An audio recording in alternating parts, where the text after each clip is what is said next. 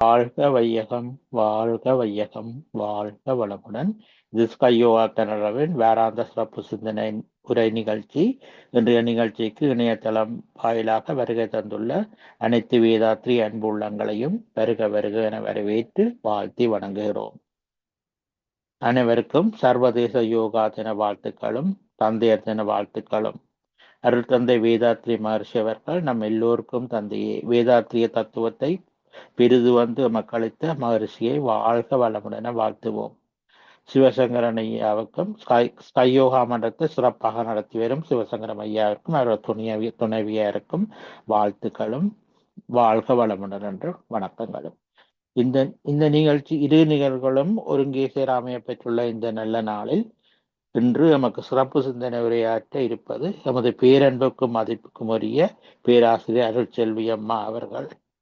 அருட்செல்வி அம்மா என்றாலே எமது மன்றத்தில் அம்மா என்பது எல்லாருக்கும் தெரிந்த ஒன்றே.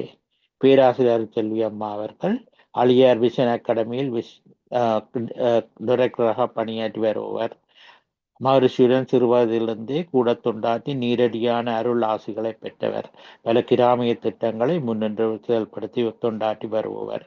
2018 எமது ஸ்கையோக கனடாவிற்கு பல ஆலோசனைகளையும் அறிவுரைகளையும் வழங்கி வருபவர். பல சிந்தனை உரைகளை நமது ஸ்கையோகாவிற்கு வழங்கியுள்ளார்கள். கடந்த பல வாரங்களாக அருள் பேராற்றலின் அன்புக்குரல் என்ற தொடரில் உரையாற்றி வருகிறார்கள். இன்று அருள் பேராற்றலின் அன்புக்குரல் என்ற பகுதி 5 என்ற தொடரில் சிறப்பு சிந்தனை உரையாற்ற பேராசிரியர் அருட்செல்வி அம்மா அவர்களை அன்புடன் அழைக்கிறோம். வாழ்க வளமுடன் அருட்செல்வி அம்மா. வாழ்க வளமுடன் ஜனரையா, மிக்க நன்றிகள். வாழ்க வையகம், வாழ்க வையகம், வாழ்க வளமுடன். குருவே துணை. குரு வணக்கம். எப்பொருளை, எச்செயலை, எக்குணத்தை, எவ்வுயிரை ஒருவர் அடிக்கடி நினைந்தால் அப்பொருளின் தன்மையாய் நினைப்போராற்றல் அறிவினிலும் உடலினிலும் மாற்றம் காணும். இப்பெருமை இயல்பூக்க நியதியாகும். எவரொருவர் குருவை மதித்து ஒழுகினாலும் தப்பாது குரு உயர்வு மதிப்போர் தம்மை தரத்தில் உயர்த்தி பிறவிப் பயனை நல்கும். தப்பாது குரு உயர்வு மதிப்போர் தம்மை தரத்தில் உயர்த்தி பிறவிப் பயனை நல்கும். பிறவிப் பயனை நல்க வல்ல குருவின் திருவடிகளை வணங்கி மகிழ்வோம். அருட்தந்தையை போன்ற அற்புதமான ஒரு குரு கிடைப்பதற்குரிய உன்னதமான கருமையத்தை தந்து உதவிய அன்னையை தந்தையை மதிப்போடு மனதில் இருத்தி வணங்கிக் கொள்வோம்.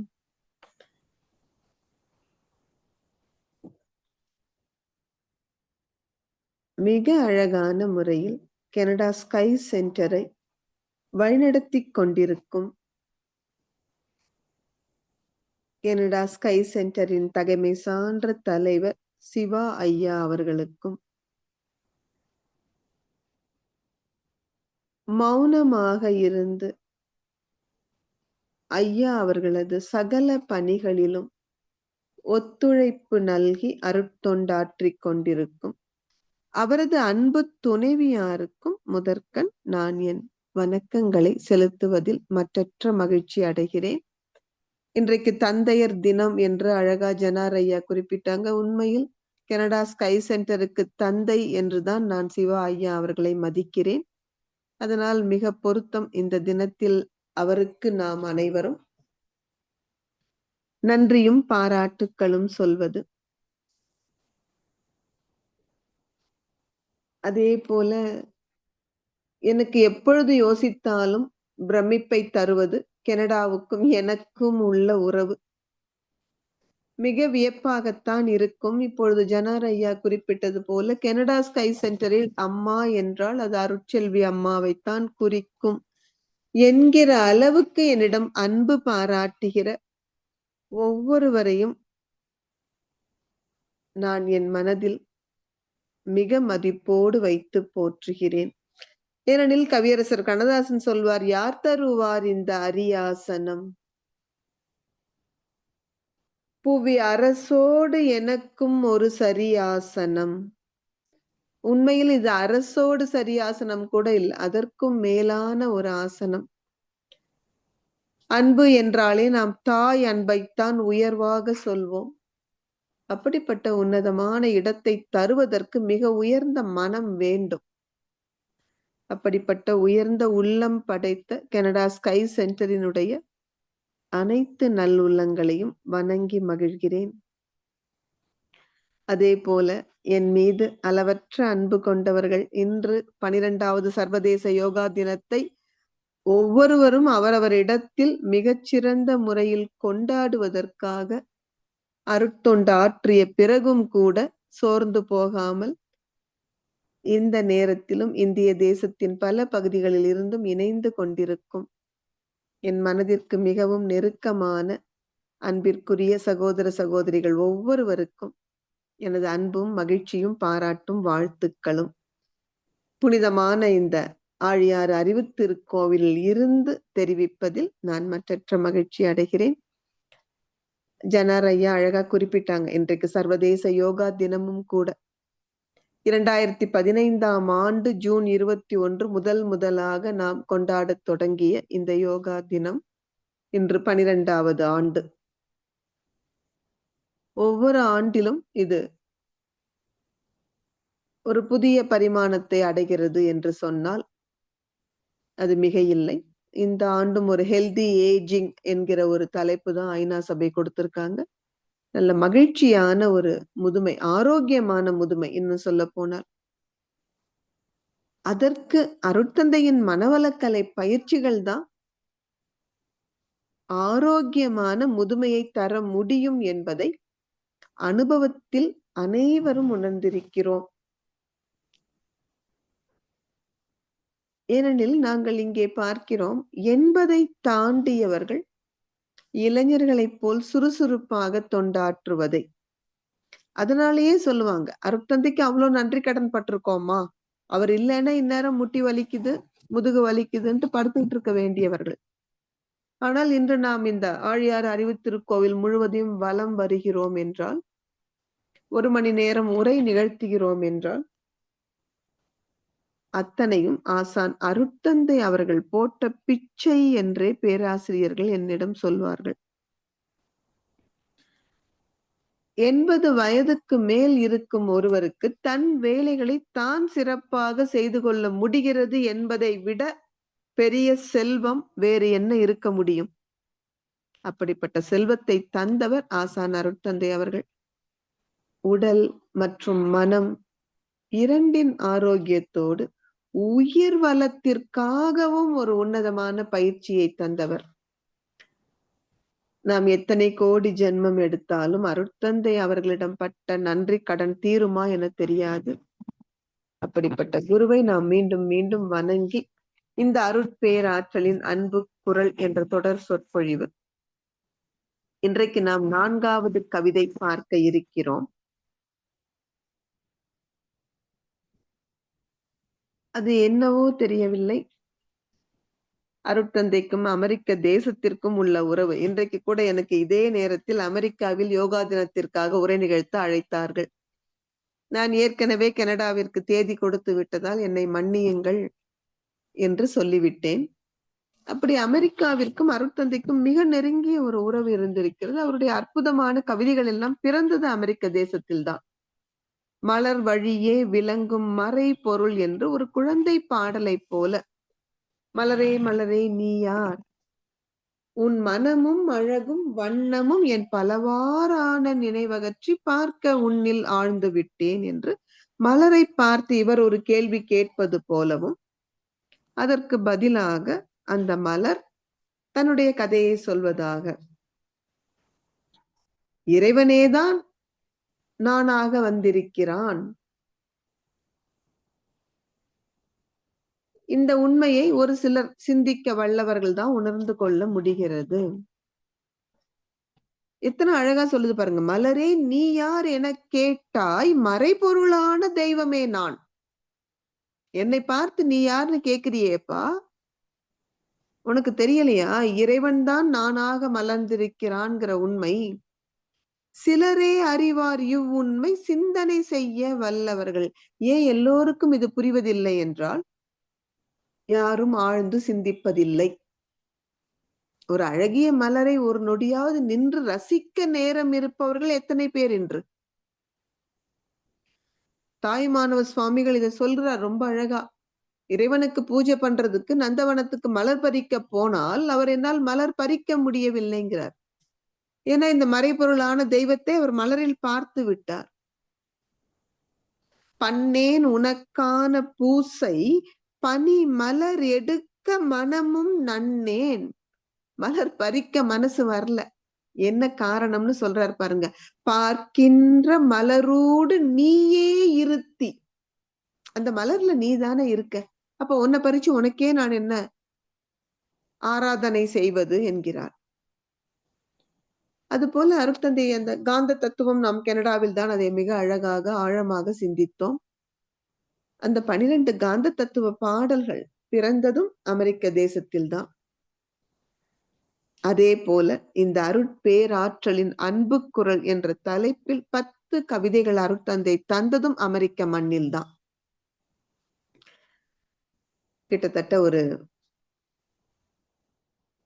34 ஆண்டுகளுக்கு முன்பு 1992 அவர் அமெரிக்க தேசத்தில் லாஸ் ஏஞ்சல்ஸ் நகர்ல சாண்டமானிகா என்ற ஒரு பகுதியில் இருந்த பொழுது எவ்வளவு ஒரு மைன்யூட் டீடைல் முதல் கொண்டு கொடுக்கிறாரு பாருங்க. ஒரு வாடகை வீட்டில் நான் தங்கி இருந்த பொழுது அந்த இறைநிலையோடு இரண்டர கலந்து நின்ற அந்த டெல்டா ஃப்ரீக்வன்சில அவருக்கு உதித்ததுதான் இந்த 10 கவிதைகள். அமெரிக்க தேசத்தில் உருவானதால் அவர் அந்த கவிதைகளுக்கு ஆங்கிலத்திலும் மொழிபெயர்ப்பை தருகிறார்.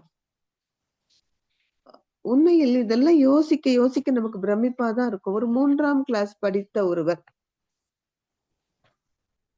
எத்தனை அழகாக ஆங்கிலத்தில் உரை எழுதுகிறார் என்றால், அவரே சொல்வது போல ஏட்டினில் கை எண்ணம் அகண்டாகாரம் இயற்கை ரகசியம் மலர்ந்து எழுத்தாய் மாறும் என்று சொன்னது போல அந்த இயற்கை தான் தன்னை வெளிப்படுத்தி கொண்டிருக்கிறது அவர் மூலமாக. ஏன் அவர் மூலமாக வெளிப்பட்டது என்றால், அவர்தான் அந்த நிலைக்கு போனார். அந்த டெல்டா ஃப்ரீக்வன்சிக்கு யார் போனாலும் இறைநிலை தன்னை வெளிப்படுத்த தயாராகத்தான் இருக்கிறது. செல்வதற்குரிய பயிற்சியாகத்தான் அருட்தந்தை நமக்கு அகத்தவத்தை வடிவமைத்து தந்திருக்கிறார். எனவே இந்த 10 பாடல்களில் நாம் முதல் பாடலான அருட்பேராற்றலின் அன்பு குரல், 2வது பாடலான அறிவு விரிந்தால் அவனே நான், 3வது பாடலான மெய்ப்பொருள் உணர்த்துதல் மேலான கடமை. இந்த 3ஐயும் ஆழமாகவே சிந்தித்தோம். அருட்தந்தை எல்லா இடத்திலும் அதான் சொல்லுவாங்க. காந்த தத்துவ பாடல்ல கூட அந்த 12வது நிறைவு கவியில என்ன சொல்லுவாரு? செய்ய உள்ள கடமையோ இச்சீரறிவு உலகெல்லாம் பரவ ஏற்ற சீரிய தொண்டாற்றுவோம். இப்ப நமக்கு காந்த தத்துவம் விளங்கி விட்டது. இனி என்ன செய்யணும்? இந்த அறிவு உலகம் முழுக்க பரவுவதற்கு உரிய தொண்டை செய்ய முன் வருவோம்னு சொல்லுவாரு.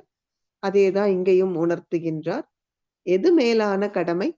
மெய்ப்பொருள் உணர்த்துவது. யான் பெற்ற இன்பம் பெருக இவ்வையகம் என்று நாம் உணர்ந்த அந்த மெய்ப்பொருளை ஒவ்வொரு மனிதருக்கும் உணர்த்துவதுதான் மேலான கடமை என்பதை போன வகுப்பில் நாம் சிந்தித்தோம்.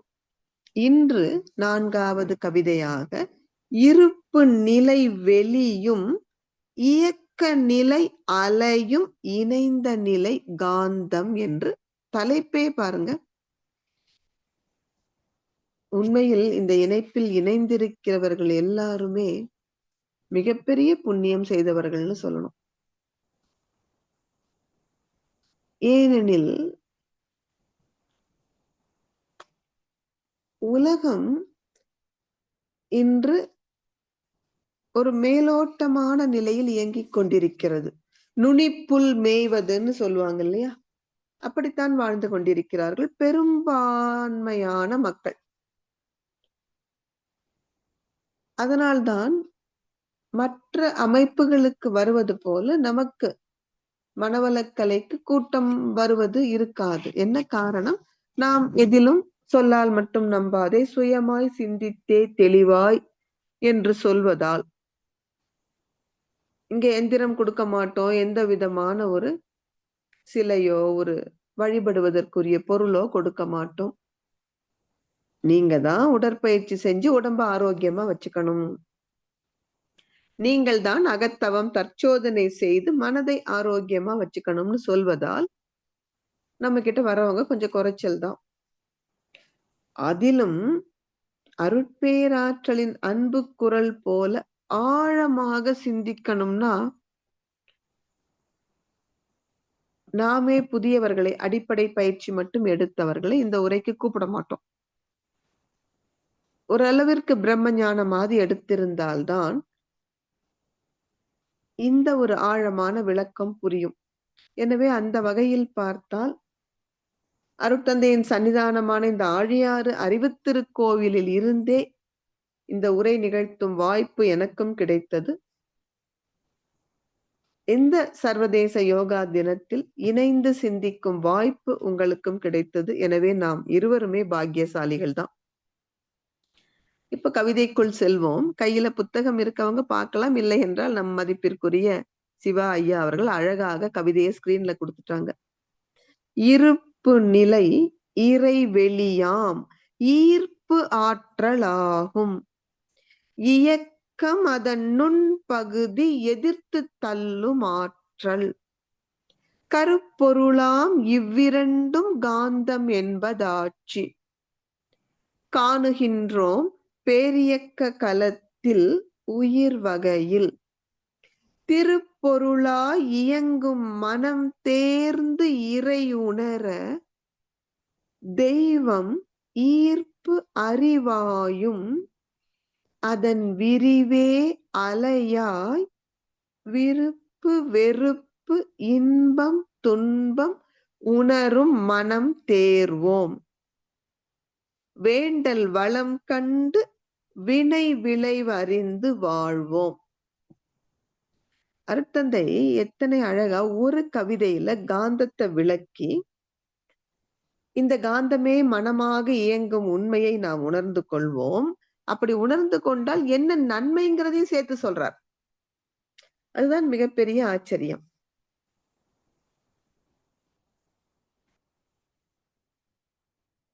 இறைவெளி என்பது இருப்பு நிலை.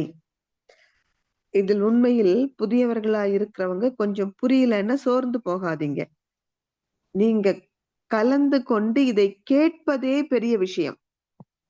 ஏன் நான் அப்படி சொல்கிறேன் என்றால், அருட்தந்தை அவர்கள் முதல் காந்த தத்துவம் எல்லாம் பேசிய பொழுது சத்தியமா எனக்கெல்லாம் ஒண்ணும் புரியல. ஆனால் இன்னமும் எனக்கு நினைவில் நிற்கிறது அவர் எடுத்துக்கொண்ட அந்த ஒரு சிரமம். ஏன்னா அவருக்கும் தெரியும் எதிரில் இருக்க எங்களுக்கு எந்த அளவுக்கு புரியுங்கிறது அவருக்கு புரியாதா என்ன. அதனால அவர் அவ்வளவு ஒரு முயற்சி எடுத்து அக்கறையோடு எப்படியாவது எங்களுக்கு புரிய வைக்கணும் என்பதற்காக அவர் தவித்த தவிப்பு இப்பொழுதும் என் மனதில் பசுமையாக நினைவில் நிற்கிறது. நானெல்லாம் இப்ப பிரார்த்தனை கூட பண்ணுவேன், இவருக்காகவாது இந்த மண்டைக்குள்ள கொஞ்சம் ஏறக்கூடாதா. ஏன்னா அவர் காந்தம் என்றால் 4 core principles 6 dimensions போட்டுருவார். இந்த 4 core principlesல static state, whirling wave, spreading wave, magnetism எழுதுவாரு. இந்த பக்கம் 6 dimensionsல pressure, sound, light, smell and taste எழுதுவார். அதுல மைண்டும் 6வதாக எழுதுனது மட்டும் இல்ல, அது ஒண்ணும் விளக்குகிற பொழுது உண்மையில எனக்கு அன்னைக்கு என்ன புரிஞ்சதுன்னு தெரியாது. ஆனால் அந்த கருமையத்தில் பதிந்த பதிவுதான் இன்றைக்கு இதை எல்லோருடனும் இணைந்து சிந்திக்கிற ஒரு துணிவையே தந்தது. அதனால நீங்களும் ஒன்னும் சோர்ந்து போகாதீங்க. புரியலன்னா நமக்கு புரிஞ்சாலும் புரியாவிட்டாலும் அது கருமையத்துல பதிஞ்சிடுது. அது மிகப்பெரிய ஒரு வெற்றி தரும். அதற்கு நானே சாட்சி. இப்ப அருட்தந்தை ஒரு காந்தத்தை விளக்குகின்றார். கவிதை தலைப்பிலேயே நமக்கு தெளிவுபடுத்திட்டார். எது காந்தம்? இன்றைக்கு மாடர்ன் சயின்ஸ் நமக்கு சொல்லுகின்றதுதான். ரொம்ப simple. Magnetism is nothing but attraction and repulsion. Very simple definition. காந்தம்னா என்னது? இருக்க ஆற்றலும் விலக்க ஆற்றலும். அது நமக்கு நல்லா தெரியும். Opposite poles attract each other, same poles repel அப்படின்னு சொல்லுவோம். எதிர் துருவங்கள் ஒன்றை ஒன்று ஈர்க்கும் தன்மை உடையது. நார்த் போல் சவுத் போல் வச்சீங்கன்னா அட்ராக்ட் பண்ணும். 2 நார்த் போலோ 2 சவுத் போலோ வச்சு ரிப்பல் பண்ணும், ஒன்றை ஒன்று தள்ளும். இதுல அருட்தந்தை என்ன நுட்பம் என்றால், அந்த விஞ்ஞானம் தொடாத இடத்தை அருட்தந்தை தொடுறார். இந்த காந்தத்துல அட்ராக்ஷன் இருக்கு, ரிப்பல்ஷன் இருக்கு, சரிப்பா. எது அட்ராக்ஷனா இருக்கு, எது ரிப்பல்ஷனா இருக்கு? த லா ஆஃப் கிராவிட்டி என்கின்ற புவி ஈர்ப்பு விசையை தந்தது சர் ஐசக் நியூட்டன். நமக்கு தெரியும், ஃபாதர் ஆஃப் சயின்ஸ் என்று கொண்டாடப்பட்டவர். நியூட்டன் தடுமாறுகிறார். அவருக்கு அந்த இருக்க ஆற்றல், ஈர்ப்பு விசை புரிந்தது, ஆனால் ரிப்பல்சிவ் ஃபோர்ஸ் எது என்று தெரியவில்லை. அருட்தந்தை எடுத்ததுமே அந்த இடத்தை தொடராரு பாருங்க. தலைப்புலயே என்ன சொல்லிட்டார்? வெளி என்கின்ற இருப்பு நிலையும் அதிலிருந்து தோன்றிய இயக்கம், அந்த அலையும் இணைந்த நிலைதான் காந்தம். அப்ப இந்த காந்தத்தில் எது ஈர்ப்பு ஆற்றலாக இருக்கிறது என்று பார்த்தால், இருப்பு நிலையான இறைவெளி. தன்னிருக்க சூழ்ந்தழுத்தும் ஆற்றல்னு இன்னொரு இடத்துல எழுதுறாரு இல்லையா? அதனால ஈர்ப்பு ஆற்றலாக செயல்படுவது இந்த இருப்பு நிலை. அப்போ விளக்கும் விசையாக செயல்படுவது எதுன்னு பாத்தீங்கன்னா, அந்த இருப்பில் 2 தன்மைகள் அடங்கி இருந்தன. அது வேகம், விவேகம்னு சான்ஸ்கிரிட்ல சொல்றாங்க. அருட்தந்தை அழகு தமிழ்ல அறிவு, விரைவு என்று சொல்வார். தன்னுள் அடங்கி இருந்த அந்த விரைவு தன்னைத்தானே இறுக்கி நொறுங்கி இறை துகளாக வந்தது பாத்தீங்களா? அங்கதான் அது விளக்கும் விசையாக உருவெடுக்கிறது. அது அருட்தந்தை ரொம்ப அழகா ஒரு உதாரணம் சொல்வார். பைப்புக்கு கீழே ஒரு பாத்திரம் வச்சிருக்கோம். தண்ணி அப்படியே மேல மேல மேல நிறையும் வரை உயர்ந்து உயர்ந்து வரும். அப்படி நிரம்பியதும் வழிந்து ஓடுகிறது அல்லவா? அது போல அந்த இறைவெளியில் அடங்கி இருந்த ஆற்றல் வழிந்தோடும் நிகழ்ச்சி தான் இந்த தள்ளும் ஆற்றல் சொல்லுவார். அதுதான் ரிப்பல்சிவ் ஃபோர்ஸ். பெரியக்க மண்டலம் முழுவதும் நிறைந்திருக்கிறது. அப்போ அந்த இருப்பு நிலையின் ஈர்ப்பு ஆற்றலும் இயக்கத்தினுடைய தள்ளும் ஆற்றலும் இணைந்தது காந்தம். வந்துருச்சுல்ல அட்ராக்ஷனும் ரிப்பல்ஷனும். இப்ப இந்த காந்தத்தை நாம் எங்கெல்லாம் பார்க்கிறோம்? பேரியக்க மண்டலம் முழுவதும் வான்காந்தமாக, யுனிவர்சல் மேக்னட்டிசம் என்று பார்க்கிறோம். அதே காந்தம்தான் உயிரினங்களில். அங்க வான்காந்தம், இங்க ஊன்காந்தம் அல்லது உயிர் காந்தம், ஜீவகாந்தம், பயோமேக்னட்டிசம். இந்த 2 தான். இதை தவிர வேற எதுவுமே இல்லை. இது அருட்தந்தை நிறைய வார்த்தைகளை விளக்குவாங்க. மெய்ப்பொருள் அசைவற்றது என்றால், இயக்கம் என்பது நிகழ்ச்சி. எங்க நிகழ்ச்சினாலுமே அது அசையும் தன்மை கொண்டது. அசைவற்றது என்ன சொல்றோம்? சிவம் என்கிறோம். இயக்கம் அசைவை சக்தி என்கிறோம். அசைவற்றது மெய், இங்க அசைவு என்பது உயிர். அது சத்து, இது சித்து. அது நிலை, இது அலை. எத்தனை வார்த்தைகள்ல விளக்குறார் பாருங்க.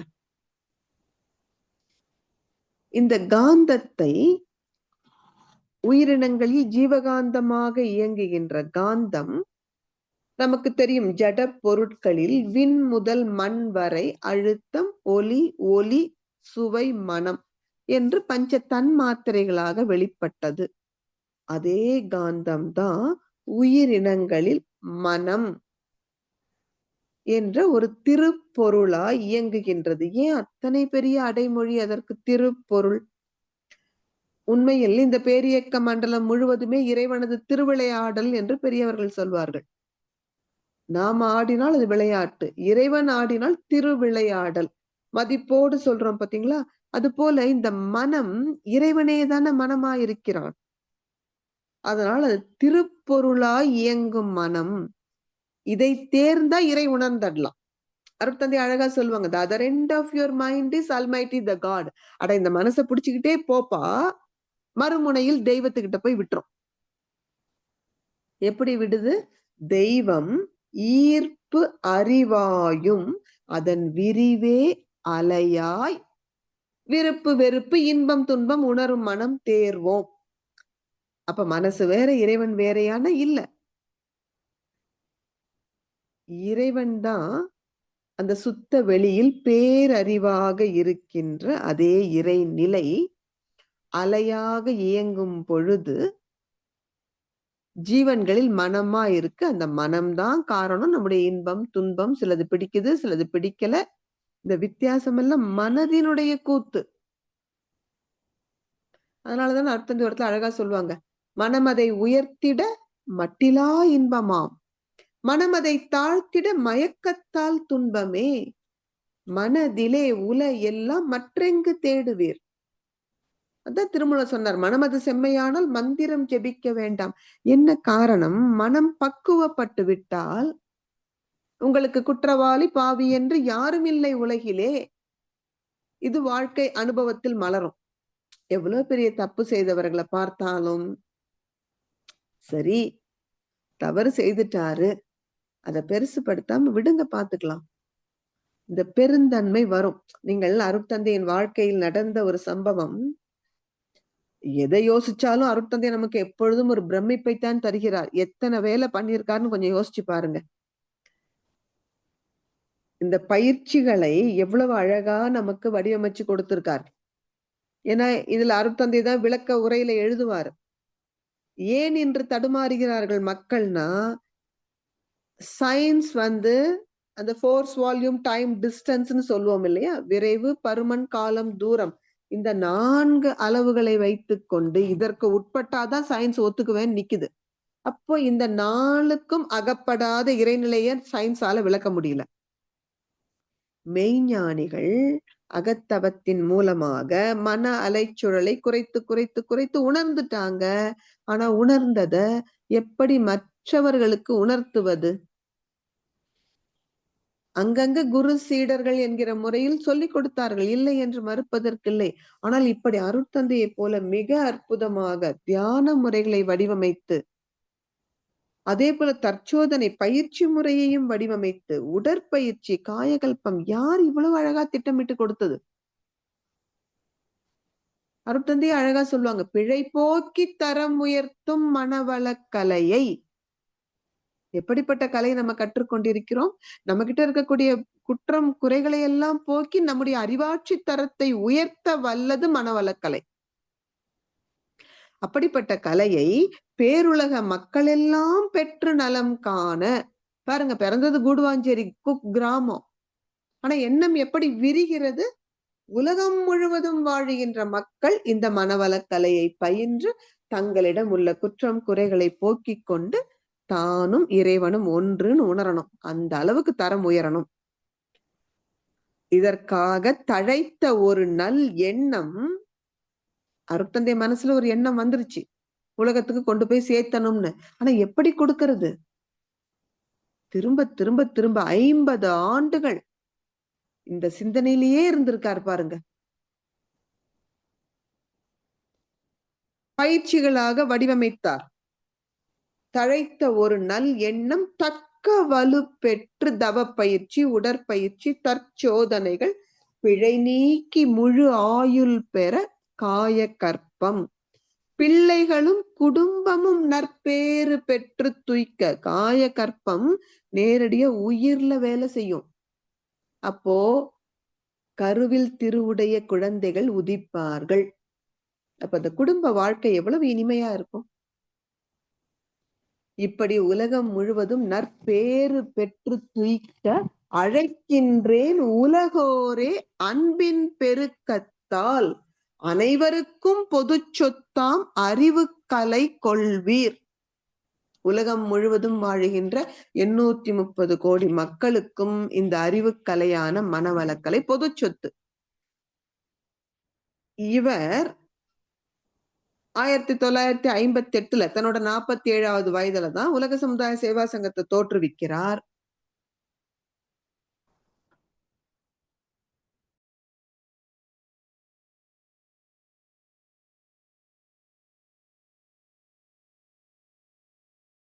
வாழ்க வளமுடன். மன்னிக்கணும், எனதுல கொஞ்சம் டிஸ்டர்பன்ஸ்.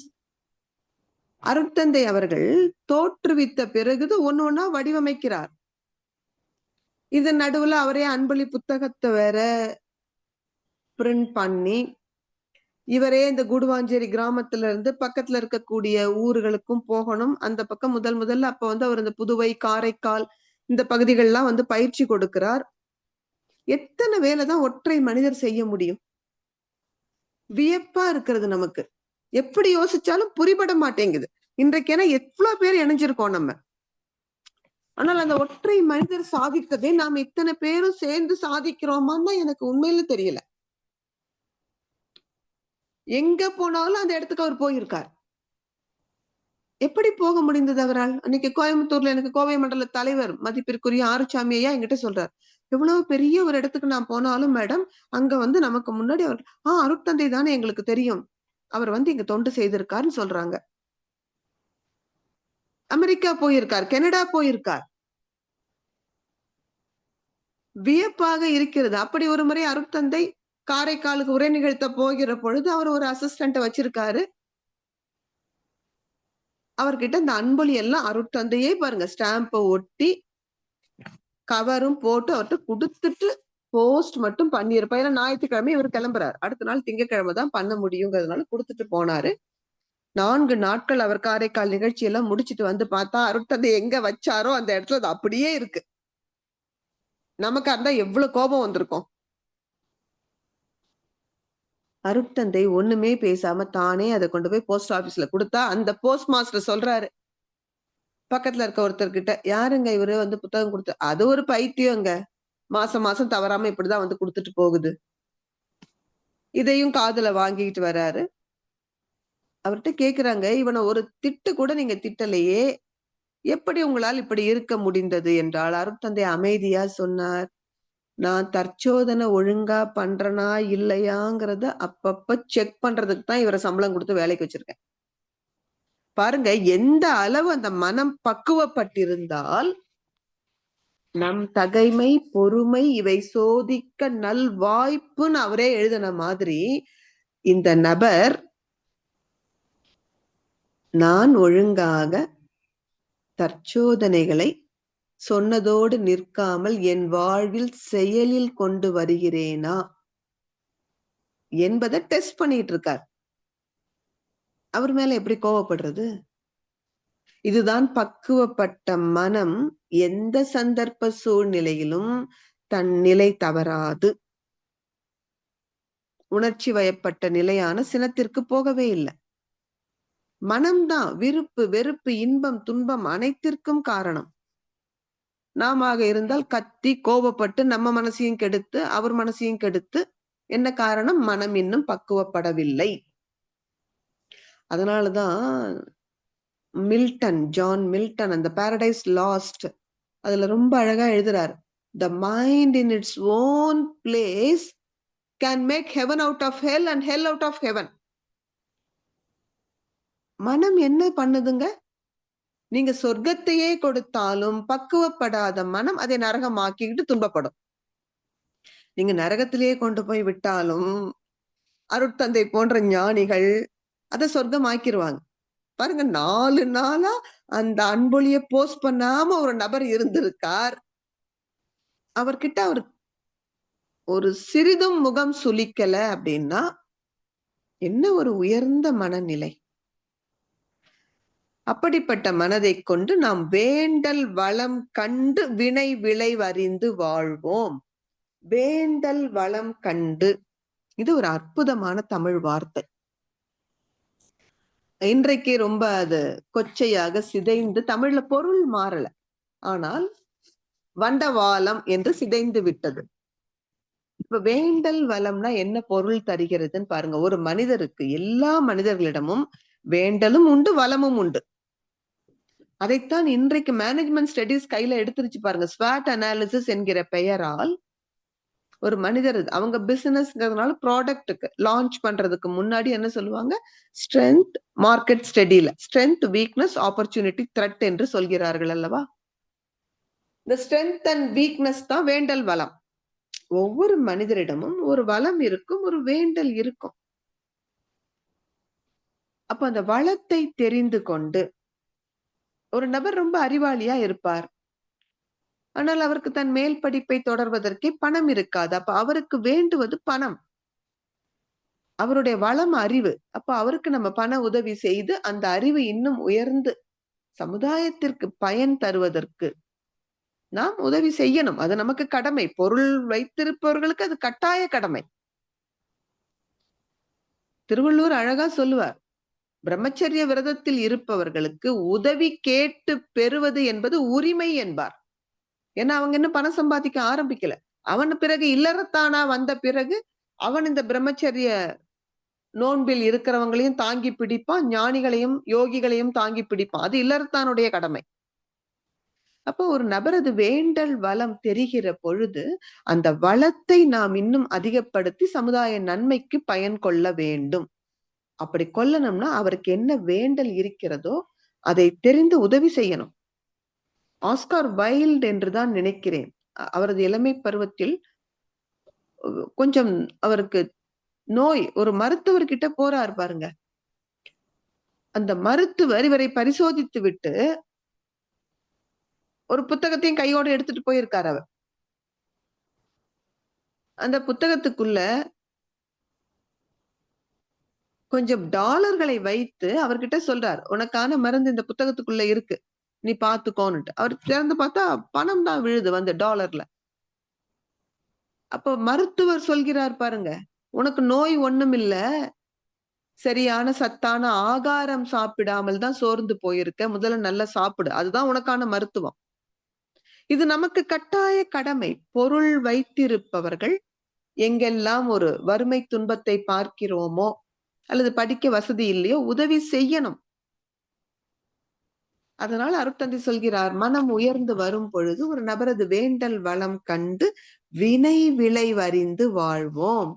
அந்த வேண்டலை கண்டு நீங்கள் உதவி செய்தால் உங்கள் செயலுக்கு விளைவாக உங்களுக்கு உதவி தேவைப்படும் பொழுது கட்டாயம் வந்தே சேரும். உங்களுக்கு மட்டுமல்ல, வழி வழியாக உங்கள் குழந்தைகளுக்கும். இது சத்தியமான உண்மை. இதை உணர்ந்து கொள்வதற்குத்தான் அருட்தந்தை இந்த காந்தத்தை விளக்கி, அந்த காந்தம் தான் பேரியக்க மண்டலத்தில் வான்காந்தமாகவும் உயிர்களில் ஜீவகாந்தமாகவும் இருக்கிறது.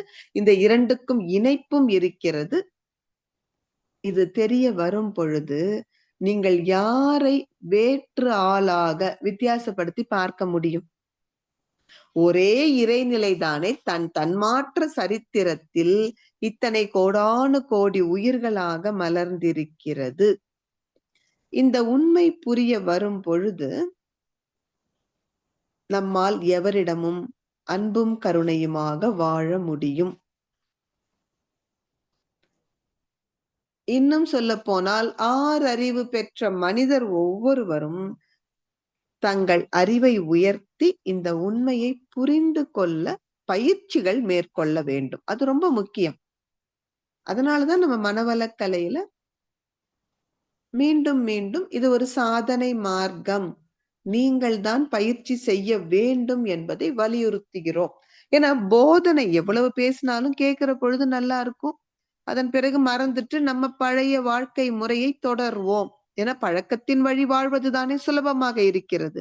ஆனால் நாம் பெற்ற விளக்கத்தை மனதில் நிலை நிறுத்தி அந்த விளக்கத்திற்கு ஏற்ப நம்முடைய பழக்கத்தை மாற்றிக் கொள்ள வேண்டும் என்றால் அதற்கு சாதனை தான் உதவி செய்யும்.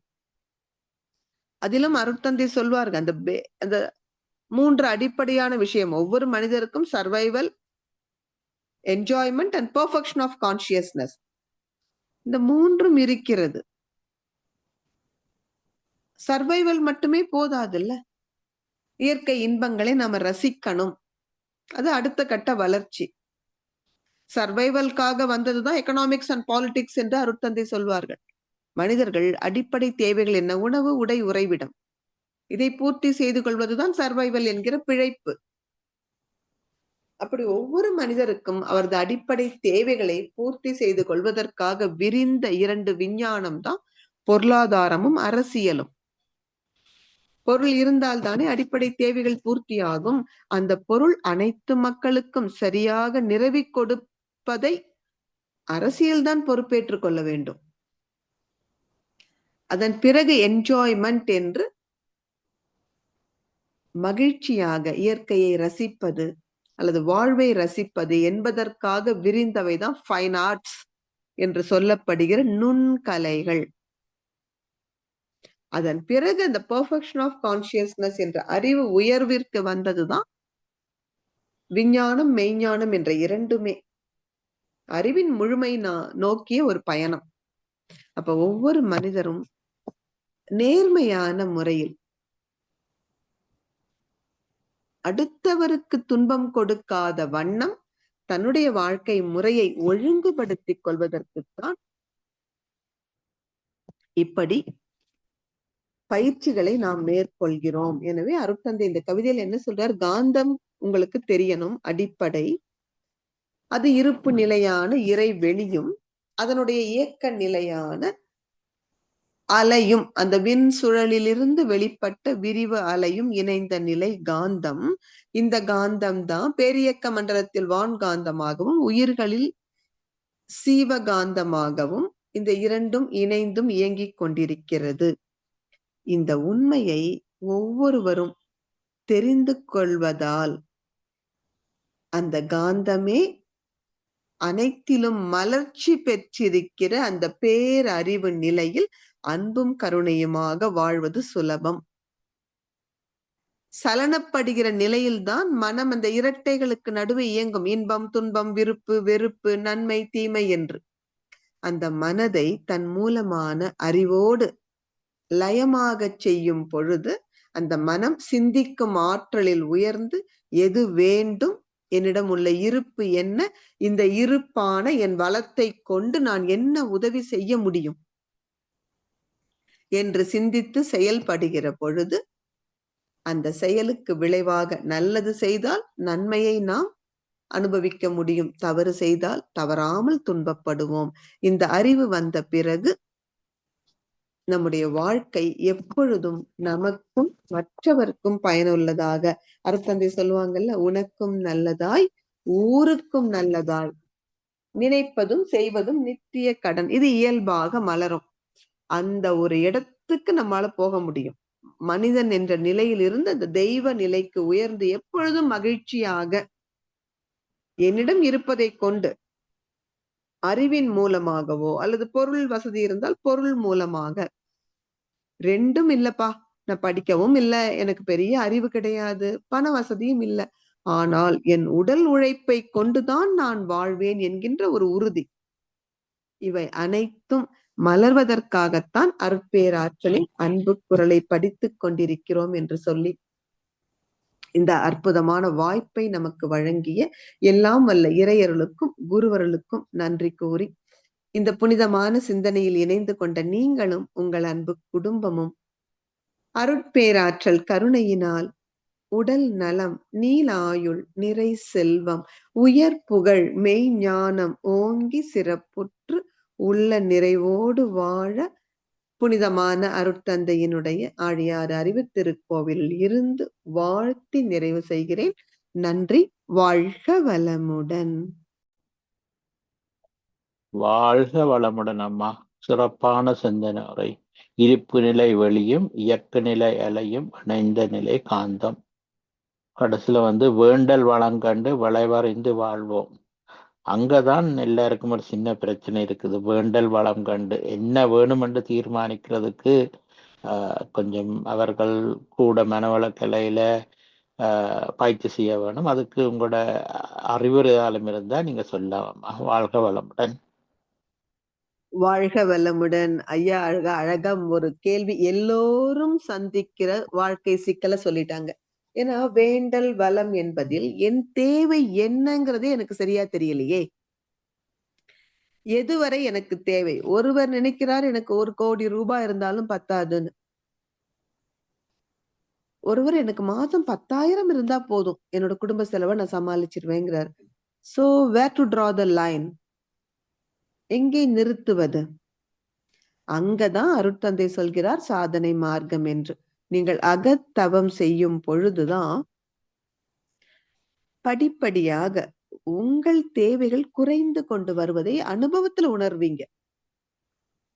அப்படி தேவைகள் குறையும் பொழுது இருப்பதை கொண்டு நீங்கள் மன நிறைவாக உதவி செய்ய முடியும். இன்னும் சொல்ல போனா கொடுக்கறதுக்கு தேவை பணமே இல்ல, மனம்தான்.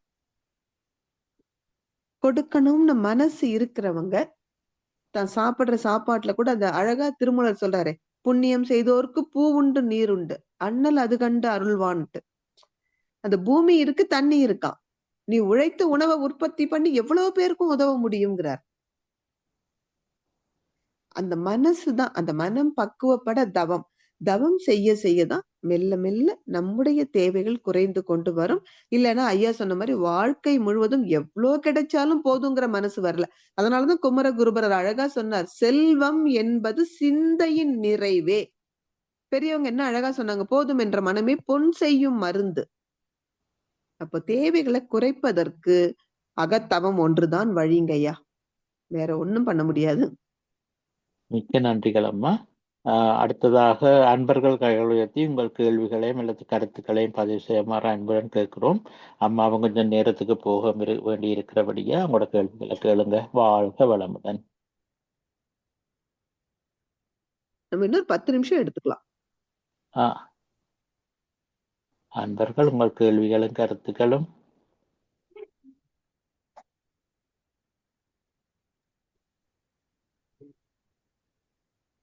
வாழ்க வளமுடன் அம்மா.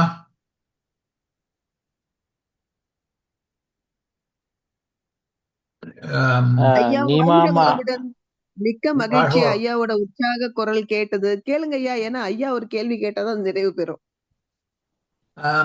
அன்பும் கருணையும் கருத்தை கொண்டு வந்தீங்கள். அன்பும் கருணையுடனும் எல்லோரும் வாழ வேண்டும் என்று. இந்த அன்பும் கருணையும் ஈர்ப்பு ஆற்றல், விளக்கமாற்றல் என்ற அடிப்படையில் விளக்கப்படுகிறது. அந்த விளக்கத்தை தாருங்களம்மா. வாழ்க வளமுடன் ஐயா. அருட்தந்தை ரொம்ப அழகா இந்த அன்பும் கருணையும் என்ன சொல்றாருன்னா, பாதுகாப்பு பராமரிப்புன்னு 2 வார்த்தையில சொல்லுவாங்க.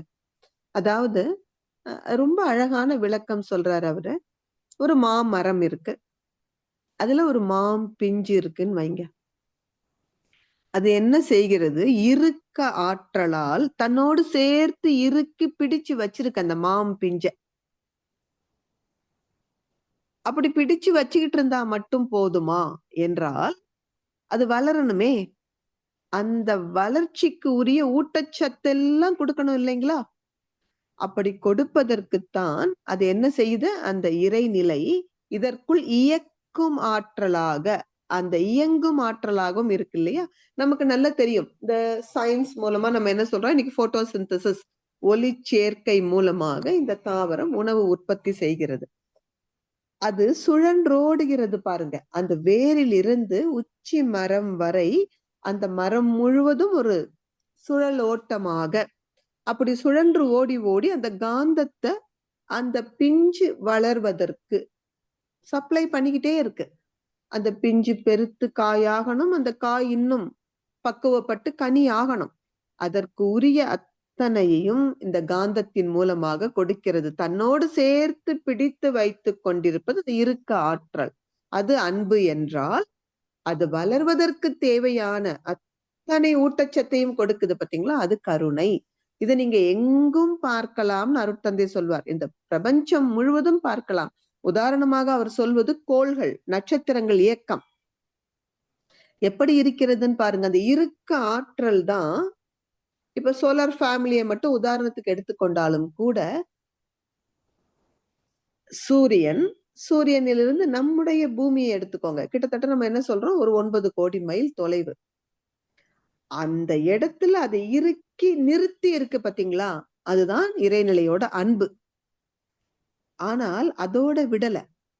இந்த பூமி தன்னைத்தானே 1000 மைல் வேகத்துல சுத்தணும், சூரியனை சுற்றி வரும் பாதையில் நாளொன்றுக்கு கிட்டத்தட்ட 16 லட்சம் மைல் சுத்தணும், அதற்கு தேவையான ஆற்றலை கொடுத்து கொண்டே இருக்கிறது பாத்தீங்களா, அது கருணை. அதனாலதான் அருட்தந்தை சொல்லுவாங்க, இறைநிலை தாங்கும் ஆற்றலாகவும் இயக்கும் ஆற்றலாகவும் செயல்படுகிறது. அந்த பேராற்றல் 2 வகையிலும் செயல்படுகிறதுன்னு சொல்லுவார். ஐயா, ரொம்ப ஆழமான கேள்வி. நன்றி. வாழ்க வளமுடன். வாழ்க வளமுடன். சிறப்பான விளக்கம் அம்மா. நீமா அம்மா, கேள்விகள் உண்டா? அன்மியூட் பண்ணி இருந்தீங்க. அம்மா ஐயா வாழ்க வளமுடனுங்க ஐயா. அம்மா வாழ்க வளமுடனுங்கம்மா. வேண்டல் வளம் சொன்னீங்க இல்லைங்கம்மா, அது நம்ம மனசுல இது நடக்கணும் அப்படின்னு நினைச்சிட்டு இருக்கிற விஷயமாங்கம்மா வேண்டல் வளம்? இல்லப்பா, அது வந்து வேண்டுதல், பிரார்த்தனை. நீங்க வந்து எனக்கு இது வேணும்னு கேக்குறீங்கல்ல, ஒண்ணு இறைவன்கிட்ட கேட்டா அது வேண்டுதல் பிரார்த்தனைன்னு சொல்லுவோம். அப்படி கேட்காம நாமே நினைக்கிறோம்னு வச்சுக்கோங்க, அதுக்கு சங்கற்பம் என்று பெயர். சங்கற்பம் அல்லது ஆமா, ஆட்டோ சஜஷன் தான் சொல்றோம். சங்கற்பம் தான். இங்க வரக்கூடிய வேண்டல் வளம் என்பது ஒரு நபருக்கு என்ன வேண்டும், அதாவது ஷார்ட் கம்மிங்ஸ்னு சொல்லுவோம் இல்லையா, அவருக்கு என்னவெல்லாம் தேவைப்படுகிறது, அந்த அந்த தேவைப்படுகிறதுங்கிறது வேண்டலா இருக்கு. இப்ப உதாரணமா ஒரு குழந்தை படிக்குது, அந்த குழந்தை பாத்தீங்கன்னா நல்லா வந்து உங்களுக்கு மேக்ஸ்ல சென்டம் வாங்கிட்டு வருது, சயின்ஸ்லயும் நல்ல மார்க் வாங்குது, ஆனா இங்கிலீஷ்ல பாத்தீங்கன்னா தடுமாறுது அப்படின்னா, அது வந்து ஒரு ஃபாரின் லாங்குவேஜ். அந்த குழந்தைக்கு வந்து ஆங்கிலத்துக்கு ஒரு டியூஷன், ஒரு ஹெல்ப் தேவைப்படுகிறது. இதுதான் வேண்டல். அந்த குழந்தைக்கு ஒரு உதவி தேவைப்படுகிறது. நாம் அதை புரிந்து கொண்டு உதவி செய்யணுமே தவிர, நீ என்ன இப்ப இங்கிலீஷ்ல வந்து பாஸ் கூட பண்ண மாட்டேங்கிற, உன்னெல்லாம் வந்து என்ன பண்றது, திட்டுறதுல பிரயோஜனம் இல்லை. அந்த குழந்தையின் வேண்டலை புரிந்து கொண்டு பொறுமையா பக்கத்துல உட்கார்ந்து, என்னடா கண்ணா உனக்கு இங்கிலீஷ் புரியலையா, நான் ஸ்கூலுக்கு வந்து கேட்கட்டுமா, அல்லது அவங்க சொல்லிக் கொடுக்கறது எனக்கு புரியலன்னா ஒரு டியூஷன் அரேஞ்ச் பண்ணட்டுமா, இல்ல நான் சொல்லிக் கொடுக்கட்டுமா, ஏதாவது ஒரு சப்போர்ட் சிஸ்டம் நீங்க கொடுக்கணும். அது கொடுக்கணும்னா உதவி செய்யணும்னா அவரது வேண்டல் என்னன்னு தெரிஞ்சாதானே உதவி செய்ய முடியும். ஆமாங்கம்மா. நம்ம பொதுவா எரிச்சல் படுறோம், கோவப்படுறோம், இது கூட நீ ஒழுங்கா செய்ய மாட்டேன். இல்லப்பா, ரொம்ப சின்ன விஷயம். ஒரு வீட்டுக்கு வேலை செய்ய வராங்க, நம்ம அளவுக்கு அவங்க சுத்தமா செய்யலைன்னா நம்ம கோவப்படுறோம். ஆனா கொஞ்சம் அவர்கள் நிலையில இருந்து சிந்திச்சு பார்த்தா உங்களுக்கு என்ன புரியும், நமக்கு நம்ம வீடு மட்டும்தான். அவ்வளவுதான்.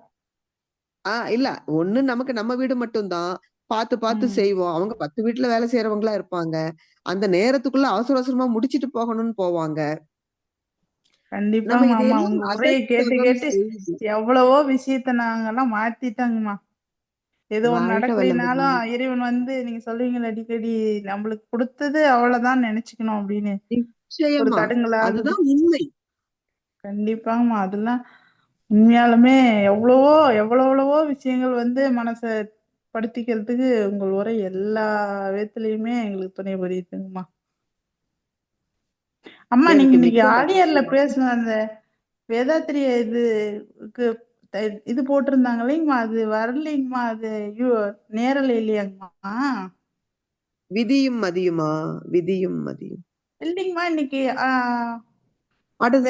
இன்னைக்கு பாத்தீங்களா, அதே மறந்துட்டேன். போரில்லா நல்லுலகம் நான் பேசியிருப்பேன் இன்னைக்கு. ஆமா, இன்னைக்கு ஐடி வந்து வேதாத்திரிய கருத்தரங்குல இன்னைக்கு சர்வதேச யோகா தினத்தை முன்னிட்டு. ஆமாங்கம்மா, அதுல போட்டா அதுல வரலைங்கம்மா, எக்ஸசைஸ் இதெல்லாம் தாங்கம்மா வருது. ஆமா, கடைசியா பேசினது தாங்கம்மா வந்தது. நீங்க ஃபர்ஸ்ட்லயே பேசினதுதான், அதுக்கப்புறம் தான் எக்ஸசைஸ் எல்லாம் வந்ததாங்கம்மா. எடுத்ததும் நான் போரில்லா நல்லுலகம் பேசிட்டேன். சரிங்கம்மா, உங்களுக்கு நான் அந்த ரெக்கார்டிங் வாங்கி தரேன்ப்பா, கட்டாயம் வாங்கி தரேன். நம்ம குரூப்ல போடுங்கம்மா, நம்ம குரூப்ல நான் கட்டாயம் போடுறேன்மா. நன்றிங்கம்மா. வாழ்க வளமுடனுங்கம்மா ஐயா. வாழ்க வளமுடனுங்க. நன்றி அம்மா. வாழ்க வளமுடன். அடுத்து வினோதினி, வாழ்க வளமுடன். அன்பின் பண்ணி பேசுங்க. ஐயா வாழ்க வளமுடன். கேக்குதம்மா, பேசுங்க. ஐயா, இன்னைக்கு சர்வீஸ் போயிட்டு வந்தேங்க. கோர்ட்ல ஒரு சர்வீஸ், கோயம்புத்தூர்ல இருந்து பேசுறேங்க. அதுக்கப்புறம் ராமகிருஷ்ண மிஷன் மன்றத்துல ஒரு சர்வீஸ் இருந்ததுங்க. அது இன்னைக்குதான் நான் ஜாயின் பண்ணினேன். சரி, அது சொல்லலான்னு. மிக்க மகிழ்ச்சிமா. நல்ல தொடர்ந்து தொண்டு செய்யுங்க. இறையருளும் குருவருளும் நன்மையே கொடுக்கும்மா. வாழ்க வளமுடன். வாழ்க வளமுடன் மேடம். வாழ்க வளமுடன். அடுத்த செல்வா ஐயா வாழ்க வளமுடன். வாழ்க வளமுடன் அம்மா. வாழ்க பவானி அக்கா வளமுடன் ஜனா. வாழ்க வளமுடன். வாழ்க வளமுடன் பவானி அம்மா, மிக்க மகிழ்ச்சி உங்க குரல் கேக்குறது. ரொம்ப நாளைக்கு அப்புறம் Yes. எனக்கு இந்த பாட்டிலேயே வேண்டல் வளம் கண்டு வினை விளைவறிந்து என்று சொல்றதுதான் இன்றைக்கு உங்களுடைய சிந்தனை உரைக்கு பொருத்தமா பட்டது. எங்களுடைய தேவையை உணர்ந்து நீங்கள் அப்பப்ப வந்து எங்களுக்காக இந்த நல்ல சிந்தனை உரைகளை தர்றது எங்களுக்கு ஒரு ஊக்கம் தர்ற விஷயம் அம்மா. தொடர்ந்து இது நடக்கும். எனக்கு கேள்வி என்று இல்லை, நான் உங்களுடைய ஸ்பீச்சை கேட்டதுக்காக ஒரு வாழ்த்து மாதிரி சொல்றதுக்கு தான் வந்து நான். நன்றி அம்மா. அடுத்து இன்னொரு வேண்டல் வளமும் உங்களுக்கு தெரிய வேணும். ஒரு தடவை நீங்க டொரண்டோக்கு நேரடியா வர வேணும் என்றதும் இன்னும் எங்களோட மனதில் இருக்கு. அவசியம் அவசியம். அது நீங்க சொல்ற மாதிரி நீண்ட நாளா வந்து இருக்கிற ஒரு எண்ணம். கட்டாயம் வருவேன், விரைவில் வரேம்மா. வாழ்க வளமுடன் அம்மா. ரொம்ப சந்தோஷம், அருமையா இருந்தது. அது சொல்லவே தேவையில்லை. உங்களுடைய நீங்க அழகா இப்ப சொன்ன மாதிரி இறைவன் வந்து வேண்டலையும் வளத்தையும் இணைப்பான். அது வந்து அவனுடைய வேலை தானே. அப்போ வந்து ஆமா, நிச்சயமா வெகு விரைவில் இணைப்பார். நான் வந்து டொரண்டோ வரேன். எல்லாரோடும் நல்ல ஆற அமர இருந்து நம்ம நிறைய வந்து கருத்துக்கள் பரிமாறிக்கொள்வோம். வாழ்க வளமுடன். வாழ்க வளமுடன் அம்மா. நன்றி அம்மா. நன்றி ஜனார். நன்றி அம்மா. வாழ்க வளமுடன். வாழ்க வளமுடன். வாழ்க வளமுடன். வேறு யாருக்கும் கேள்விகள் இருக்குதா? ஒருவரும் கையெழுத்தினதா தெரியல. முடிச்சு கொள்ளலாம். அதோட முடிச்சு கொள்வோம். ஓகே. வாழ்க வளமுடன். இத்துடன் நாம் இன்றைய நிகழ்ச்சிகளை நிறைவு செய்ய போகிறோம். இதுவரை அருட்பேராற்றின் அன்பு குரல் என்ற அருமையான தலைப்பிலே கவி 4க்கு சிறப்பான விளக்கங்களை தந்து நமது சிறப்பான கேள்விகளுக்கு எல்லாம் பதிலளித்து சந்தேகங்களை தீர்த்து வைத்த பேராசிரியர் செல்வி அம்மா அவர்களுக்கு ஸ்கை யோகா சென்டர் சார்பிலே மனமார்ந்த நன்றிகளை தெரிவித்துக் கொள்கிறோம். அனைவரும் துரிய நிலைக்கு வந்தவுடவும் அருட்செல்வி அம்மா அவர்கள் ஒரு வாழ்த்து தெரிவிக்கலாம். அருட்செல்வி அம்மா அவர்கள் வாழ்க வளமுடன். அருட்செல்வி அம்மா அவர்களின் உடல் நலம், மனநலம், பொருளாதார வளம் வாழ்க வளமுடன். அருட்செல்வி அம்மா அவர்களின் அன்பு குடும்பம் வாழ்க வளமுடன். அருட்செல்வி அம்மா அவர்களின் வேதாத்திரிய தொண்டு வாழ்க வளமுடன்.